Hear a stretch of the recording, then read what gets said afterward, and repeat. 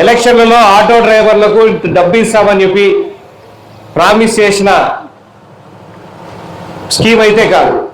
ఇది చెప్పకుండా ఏదైతే సూపర్ 6 ఇవ్వడం వల్ల, సూపర్ 6లో ఉచిత బస్సు ఆడవాళ్ళకు వేయడం వల్ల ఆర్థికంగా కొంత ఆటో డ్రైవర్లకి ఎఫెక్ట్ అవుతుందని చెప్పేసి అప్పుడప్పుడు అనుకొని దాని మీద ఈ పథకం తీసుకురావడం జరిగింది.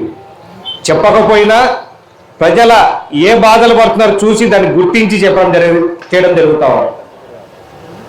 ఇంతకుముందు గత ప్రభుత్వంలో కూడా ఆటో డ్రైవర్లకు 10,000 ఇచ్చారు.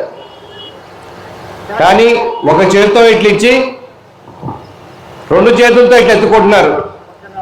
ఏ లెక్కన ఎత్తుకున్నారు చెప్తాను చూడండి. గ్రీన్ ఎనర్జీ ట్యాక్స్ అని చెప్పి 12 ఏళ్ళు దాటి వాహనాలకు 20,000 రూపాయల దాకా తీసుకుంటా ఉన్నారు. దాన్ని కూటమి ప్రభుత్వం వచ్చినాక 3,000 రూపాయలకు చేసినారు. 7 నుంచి 12 సంవత్సరాల లోపల వాహనాలందరికీ కూడా 1,500 రూపాయలకే కూటమి ప్రభుత్వం తగ్గించడం జరిగింది. ఎంత ఆదా అయింది దాంతో? ఇంతకుముందు అన్నా క్యాంటీన్లు ఉన్నాయి.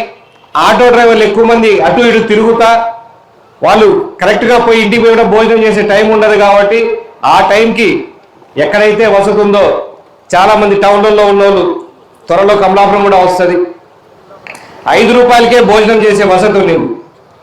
గత ప్రభుత్వంలో అది తీశారు. ఎంత లేదన్నా రోజుకు ఒక 50 రూపాయల నుంచి 70 రూపాయలు అదనంగా వాళ్ళందరికీ పడేది. రోడ్లు ఎంత అద్దుమానంగా ఉన్నాయో తెలుసు.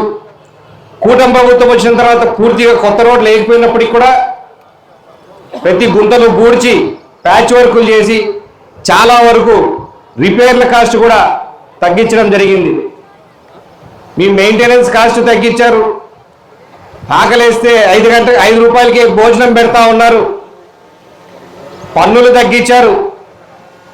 ఇవన్నీ తగ్గించి ఇంతకు ముందు ఇచ్చిన దానికన్నా 5,000 రూపాయలు ఎక్కువగా ఇది చెప్పకపోయినా కూడా ఆటో సోదరులందరికీ కూడా, ఆటో డ్రైవర్ సోదరులందరికీ కూడా ఇవ్వడం జరుగుతూ ఉంది. ప్రభుత్వంకున్న నిబద్ధత ఇది పేదవాడి పైన ఆలోచించే విధానం అని చెప్పేసి మీ అందరికీ తెలియజేసుకుంటా ఉన్నా.